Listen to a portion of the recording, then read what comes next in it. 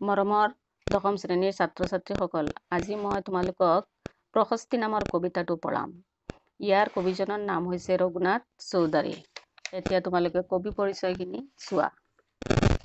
ৰঘুনাথ চৌধুৰী দেৱৰ জন্ম হৈছিল 1879 চনত আৰু মৃত্যু হৈছিল 1968 চনত। বৰ্তমান নলবাৰী জিলাৰ মুকালমুৱাৰ ওচৰৰ লাওপাৰা গাঁৱত। তেওঁৰ পিতৃৰ নাম ভোলানাথ চৌধুৰী। সৰুতে ভৰিত দুখ পাই চিৰদিনৰ কাৰণে ভৰি গুণিয়া হয়।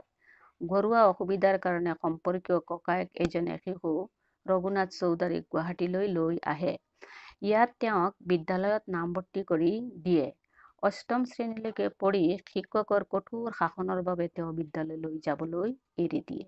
ঘৰতে সংস্কৃত আৰু বাংলা কাব্য সাহিত্য অধ্যয়ন কৰিবলৈ লয়। পিছত কেইবছৰমান শিক্ষকতা কৰি এৰি পেলায়।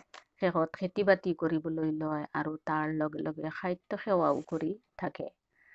তেওঁ গুৱাহাটীৰ পৰা প্ৰকাশিত জোনাকী কাকতৰ সহকাৰী সম্পাদক আৰু মইনা জয়ন্তী আৰু সুৰভি নামৰ আলোচনীৰো সম্পাদক আছিল। চৌধুৰীয়ে জোনাকী কাকতৰে কবিতা লিখিবলৈ আৰম্ভ কৰে আৰু আলোচনী বাহী আদিতো বহুতো কবিতা প্ৰকাশ পায়। প্ৰথম স্তৰত লিখা কবিতাবোৰ সাদৰী 1910 পুথিত সন্নিৱিষ্ট কৰা হৈছে।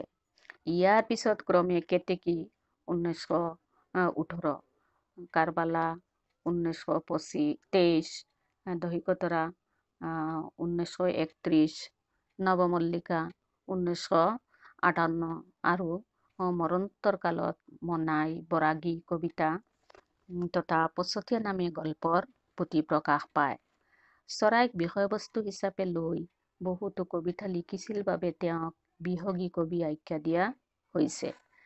তেওঁ 1935 চনত তেজপুৰত অনুষ্ঠিত হোৱা অসম সাহিত্য সভাৰো অধিৱেশনৰ সভাপতি আছিল। এতিয়া শব্দাৰ্থ আৰু টোকাখিনি চোৱা। অন্তৰীপ আকাশ, যাক পৃথিৱী আৰু সূৰ্যৰ মাজত দেখা যায়। উষা মানে সূৰ্য। ঋত্বিক মানে ঋতুযাজক পুৰোহিত। কাল ৰাত্ৰি, আন্ধাৰ ৰাতি। কিশলয় মানে হৈছে কুঁহিপাত গজালি বা কোহ। কৃষক ধেনু, কৃষক বাঁহ, সেই বাঁহেৰে নিৰ্মিত বাঁহী। কুমকুম প্ৰসাধন সামগ্ৰী বিশেষ। কুসুম মানে হৈছে ফুল। ক্লেদ মানে গেলা মলযুক্ত পানী। চামৰ, চুৱৰ, চুৰি পশুৰ নেজৰ মুঠা। চিত্তহাৰী মন প্ৰাণ হৰিণীয়া। তেজী ত্যাগ কৰি।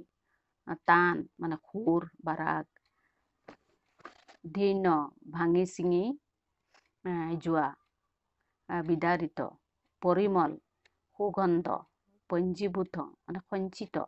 ফুল্ল ফুলি উঠা। পাহি মেলা ফুল। বহুধা পৃথিৱী মানে বসুমতী মানে বিশ্ব। বিহংগ মানে চৰাই বা পক্ষী। মহামহিম অতিশয় গৌৰৱান্বিত। বৰ মান্য খ্যাতি মন্ত। ৰঞ্জিলে মানে ৰঙীন কৰিলে, পোহৰ কৰিলে। মৰমৰ ছাত্ৰ ছাত্ৰীসকল, মই কালি তোমালোকক পাঠবোধ আৰু প্ৰশস্তি নামৰ কবিতাটোৰ সাৰাংশখিনি বুজাই দিম।